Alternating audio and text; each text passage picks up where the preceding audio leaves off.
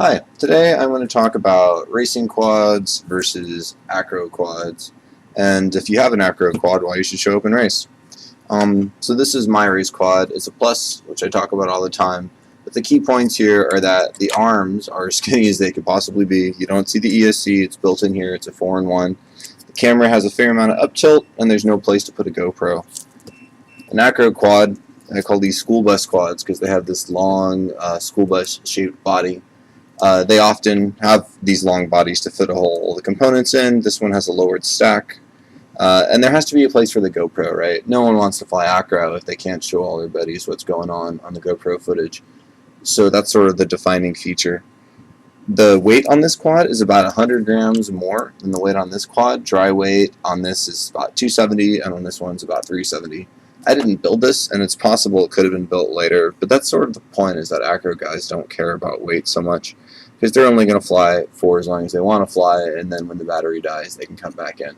This is not necessarily the same thing as long range, which is a different story. Acro quads will often put the battery on the top, while racing quads tend to put it on the bottom. People will talk about how this is better or worse for handling, but I don't really buy it. The whole pendulum issue that you see people talk about, is they say that a race quad tracks better in turns or something. This is how much it wants to pendulum right now. And that's very little compared to what sort of pitch authority or roll authority these motors have. So if your quad is washing out in turns, your eye is ridiculously bad. It's not a pendulum issue, it's a tuning issue. With these, people like to get the battery as close as possible to the prop line. They think it's going to make your flips and rolls faster. Not faster, but easier to control. And I kind of thought that too until I was messing with this for a bit. It makes sense that if you bring the battery down closer to the prop line, you're going to roll quicker.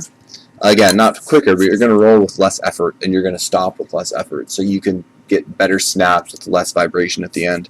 But if you look at it this way, this is a whole lot of angular mass. So a flip in the forward or backwards direction is going to have a lot more angular momentum to slow down than on a race quad. So I think this is more just a matter of preference than it is a matter of actual physics. Which brings me to why you should just race these things.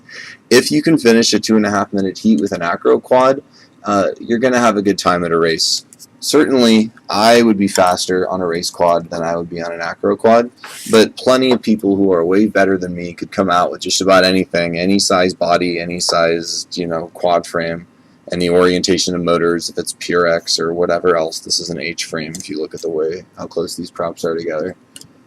And they're going to be better if they're a better pilot. So, of course, equipment matters, and everyone talks about equipment and how important it is.